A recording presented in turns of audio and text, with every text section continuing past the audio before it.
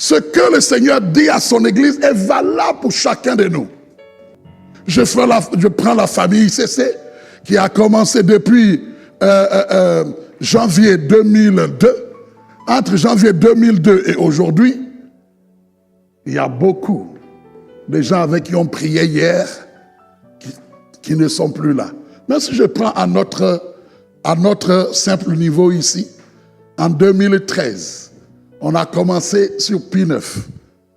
C'est vrai, on rend grâce à Dieu parce que plusieurs sont là, sont encore là, d'autres sont dans les missions. Mais il y a toujours des gens, on voyait peut-être un appel certain, mais qui aujourd'hui, qu'on ne voit plus forcément. Mais qu'est-ce qui se passe?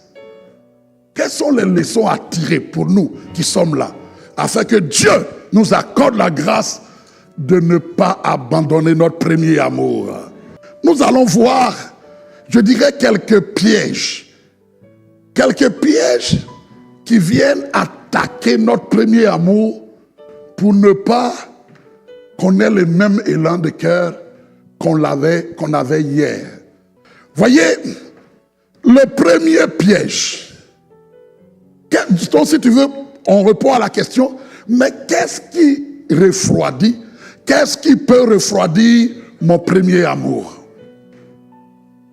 Et la dernière fois, je vous disais une chose en prenant l'exemple d'un couple, en prenant l'exemple même du mariage. Quelqu'un peut dire, mais comment on peut louer? On voit ton travail, on voit ta persévérance, on voit tes œuvres. Mais par contre, le Seigneur dit, ce que j'ai contre toi, mais c'est que tu as abandonné ton premier amour. Et je vous disais qu'on peut être marié après 10 ans de mariage, 15 ans de mariage, 20 ans de mariage. On peut continuer dans le foyer à faire dans nos routines habituelles. Voilà, le mari dit, et puisqu'il se voit comme un pourvoyeur, il se lève chaque matin pour aller chercher vraiment l'essentiel pour nourrir sa... Donc il est là. Madame aussi fait le travail qu'il faut. Elle fait le travail où elle est là, elle s'occupe vraiment du foyer, de la maison, de l'éducation des enfants et plusieurs choses. On peut être dans toute cette routine quotidienne, mais on se rend compte qu'en réalité, le premier amour n'est plus là. Mais quand le premier amour n'est plus là, de façon concrète, qu'est-ce qu'on fait pour le retrouver? Si on continue dans la même routine, on va avoir les mêmes résultats. Il y a des moments, il faut créer même d'autres activités, il faut sortir de la routine. Donc la dernière fois, je vous disais que le premier piège qui refroidit notre premier amour, c'est la routine. La routine ou le formalisme religieux. On est habitué à ça. On sait que chaque dimanche, on doit aller à l'église. C'est rentré dans nos mœurs, dans notre façon de faire. Mais on vient, on sait qu'à un moment donné, l'équipe de louange va venir, il va avoir des annonces. C'est-à-dire qu'on connaît tout par cœur. On fait les choses même mécaniquement. Vous comprenez? De nous, on peut se dire, bon, je ne peux pas laisser passer un dimanche sans aller à l'église. C'est déjà bien. Mais venir et ne pas avoir ce temps de communion, ce temps où on est passionné de sa présence, mais on est tombé dans la routine. Est-ce que je me fais comprendre? La routine religieuse, le formalisme religieux. Et souvent, je vous disais, c'est cette routine et ce formalisme-là qui font de nous, sans qu'on fasse exprès, font de nous des pharisiens de notre époque. Vous savez, des gens avec qui Jésus a eu plus de misère durant tout son ministère, c'était contre les pharisiens. Parce qu'ils étaient tellement convaincus. Ils sont en train de pratiquer la Torah. Les traditions de leur père, ils sont en train d'examiner cela. Mais Jésus qui vient qui vient et qui dit qu'il y a un message nouveau, il y a un vin nouveau que je suis en train de vous communiquer. Mais ce vin nouveau demande que ça ne soit pas dans les vieilles outres, dans les vieilles habitudes d'hier. Car le vin nouveau demande des outres nouvelles. Est-ce que je me fais comprendre? Une autre disposition de cœur. Et donc toutes les fois où Jésus enseigne, les gens du peuple étaient tellement réjouis de l'entendre. Mais les pharisiens, les religieux de l'époque, cherchaient toujours les occasions pour dédire, pour essayer de le piéger. Donc tout ce qu'il dit, c'est pas qu'il soit édifié, mais quel point, quel est l'élément, de quoi le pasteur va parler, c'est quelle décision, et puis après on dit, bon, est-ce que, et souvent quand c'est comme ça, on a un petit noyau, hein. Toi-même, est-ce que ce que le pasteur a dit là, qu'est-ce que tu en penses? Quand on dit qu'est-ce que tu en penses là, c'est pas pour nous édifier, mais c'est pour essayer d'attaquer même ton message. Il n'y a plus d'émerveillement dans les choses de Dieu. Et ça, c'est un piège. Hébreux 6, verset 11-12 nous dit, nous désirons que chacun de vous montre le même zèle pour conserver jusqu'à la fin une pleine espérance. N'oubliez pas, nous avons une vocation commune. Nous devons marcher d'une manière digne de notre vocation. Pourquoi? Parce que nous avons une espérance commune. Nous le verrons tel qu'il est. Est-ce que vous comprenez? Et nous serons semblables à lui. C'est notre espérance. Donc il est dit, puisque nous avons une telle espérance-là, il faut que dans votre marche quotidienne, vous montrez le même zèle. Alors qu'est-ce qu'il faut faire pour tuer, pour détruire le formalisme religieux? Demande au Seigneur de t'accorder la grâce de garder ton cœur d'enfant. Un cœur d'enfant. Le cœur ressemble, Jésus, c'est pas pour dire, il prend un petit enfant et dit, le royaume des cieux est pour ceux qui leur ressemblent. L'enfant est toujours avide d'apprendre. L'enfant croit encore aux promesses faites par son père ou par ses parents. Est-ce que je me fais comprendre? Et l'enfant s'émerveille toujours devant de nouvelles choses. Est-ce que je me fais comprendre? Il faut que tu t'émerveilles devant la grandeur de Dieu. Il faut que tu t'émerveilles encore. C'est un cœur d'enfant qui fait que, vous voyez, avoir un cœur d'enfant dit que tu veux toujours apprendre. Tu dis, je ne connais pas encore. Je veux apprendre. Amen. Que le Seigneur t'accorde ce cœur d'enfant-là, qui s'émerveille encore devant la grandeur de Dieu. Ne prends pas pour acquis le fait qu'on se retrouve comme ça un dimanche dans sa présence. Chaque dimanche que Dieu nous accorde d'être là, c'est une grâce. Il faut s'émerveiller.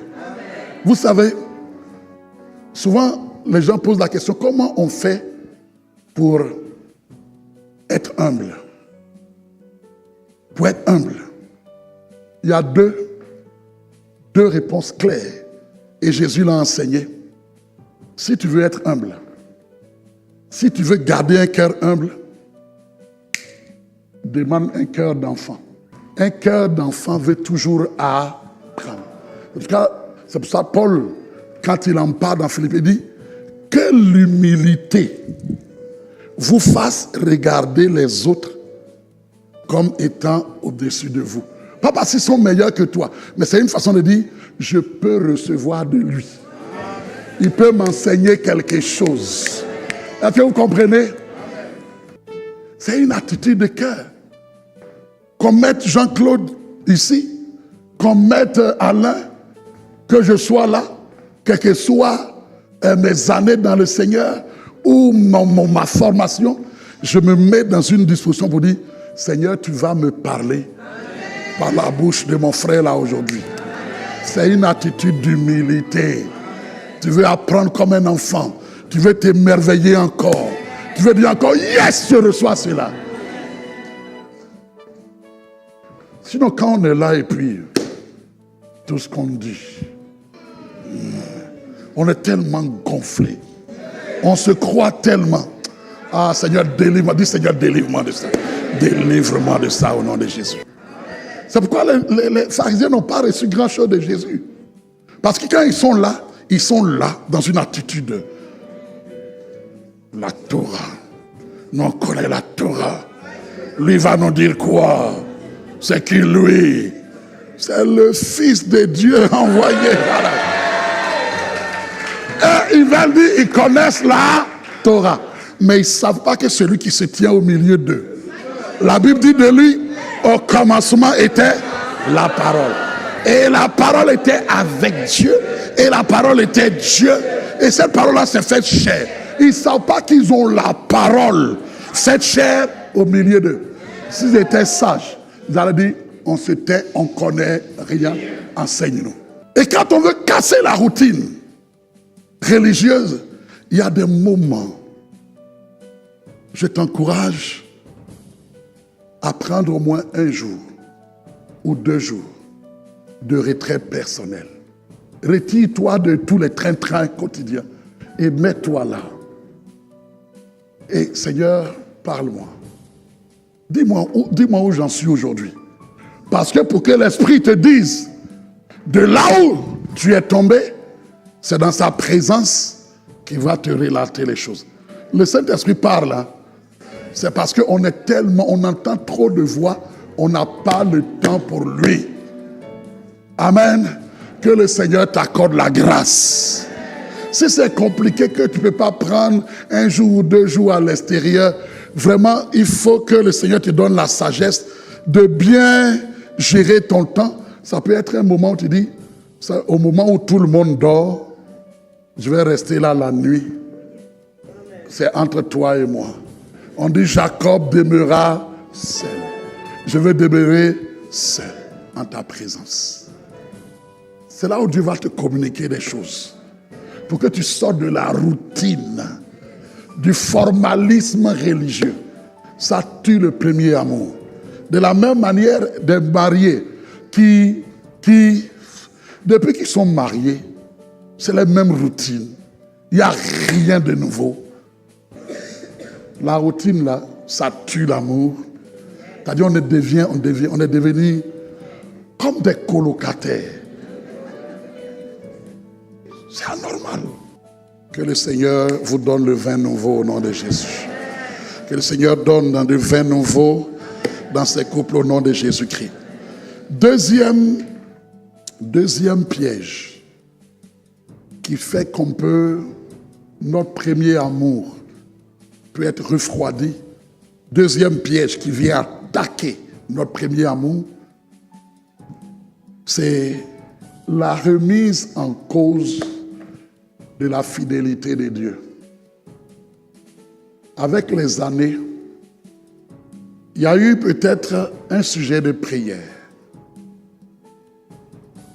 Il y a eu une situation où tu t'attendais à Dieu assez longtemps. Et jusqu'ici, tu n'as pas eu l'exaucement. Et en voyant peut-être d'autres qui sont venus, ça ne fait pas trop longtemps, et dans les mêmes domaines, sont en train de rendre témoignage. Je vous donne l'exemple. Il y a l'une de nos filles. Malheureusement, aujourd'hui, elle n'est plus là au milieu de nous. Mais je voulais comprendre pourquoi. Il dit, ma fille, est-ce que j'ai fait quelque chose? Est-ce qu'on a fait quelque chose? Si le fond va demander pardon. Mais pourquoi tu ne... Et elle a été au moins honnête. Elle n'a pas culpabilisé les autres. Elle a dit simplement, j'étais là. Quelquefois même dans les trucs du mariage, des mariages de mes frères et sœurs, j'étais très très impliqué. Mais c'est le fait de voir que moi je suis impliqué, je m'occupe de leur mariage, des tantes, et puis les années passent. Tel se marie, tel se marie, tel se marie, tel se marie, tel se marie. Et moi, il n'y a personne à l'horizon. C'était devenu insupportable pour moi. Alors, pour moi, c'est que Dieu m'a oublié. Alors je dis, je n'ai plus envie de prier, d'être hypocrite. Qu'est-ce qui est mis en doute ici? C'est quoi? C'est un peu comme ça, comme Dieu n'a pas été fidèle par rapport à ce que la parole dit. Dans ce domaine-là, dans sa vie, Dieu n'a pas été fidèle. Mais je veux, c'est pas le point de l'enseignement, mais je vais vous dire quelque chose. La fidélité de Dieu, quand on parle de la fidélité de Dieu, elle ne se définit pas d'abord parce que Dieu doit faire dans ta vie. Comprenez ça, hein? C'est sa nature. Ça fait partie de la nature de Dieu. Dieu est fidèle. Il dit, si nous sommes infidèles, lui, il demeure fidèle. De la même manière, on dit Dieu est amour, Dieu est fidèle. Il est fidèle à ce qu'il a dit. Qu'aujourd'hui, j'ai vu, ou je n'ai pas encore vu, ça ne change rien à sa nature, à Dieu qui est un Dieu fidèle. Quand Dieu se révèle à Moïse, il ne donne pas autre nom. Il dit, si je m'en vais, on me dit, quel est ton nom? Il dit, je suis le je suis. C'est le je suis qui t'envoie. Le je suis, quelles que soient les saisons, quels que soient les jours, il est je suis. Je suis. Je suis. Je suis. Bien-aimé, ce sont des messages tellement, des vérités bibliques tellement importantes. La fidélité de Dieu. Je ne sais pas quand, je ne sais pas comment, mais Seigneur, je te fais toujours confiance. Parce que tu demeures éternellement. Il suffit juste un jour. Il suffit juste que je crois encore en toi, tu vas me surprendre. Est-ce que tu me fais comprendre? Alors, le piège ici, c'est quand on remet en cause la fidélité de Dieu. À partir de certaines épreuves que nous avons connues, à partir de certaines prières qui jusque-là ne sont pas encore exaucées. Je dis ne sont pas encore exaucées. Et quelquefois, quand on apprend à connaître Dieu, à s'attacher à sa fidélité, quelquefois même on se dit, Seigneur, que tu aies répondu ou pas, ça ne change rien à qui tu es.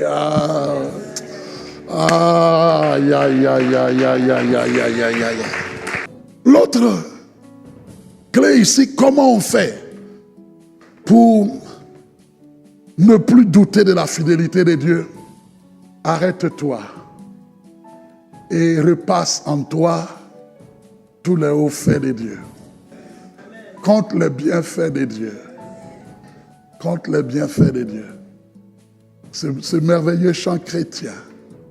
Quand le vol de la tempête vient assombrir ton ciel bleu, c'est-à-dire que c'est comme tu n'as plus d'espérance. Il n'y a plus d'espoir. Tout semble sombre. Il dit, au lieu de baisser la tête, compte les bienfaits de Dieu. C'est un remède puissant pour booster notre foi. Pense à toutes les fois où tu passais par telle situation, le Seigneur a intervenu. Souviens-toi de tel moment, comment il a guéri. Souviens comment il t'a ouvert les portes pour que tu sois dans ce pays. Souviens-toi, compte les bienfaits de Dieu. Compte les bienfaits de Dieu et mets-les devant tes yeux. Et tu verras en l'adorant combien le nom en est grand. Et tu dis, Seigneur, toi qui as fait ça hier, tu n'as pas changé. Tu es le même hier, aujourd'hui et éternellement. Seigneur, je compte les bienfaits de Dieu. Compte les bienfaits de Dieu. Mets-les tous devant tes yeux.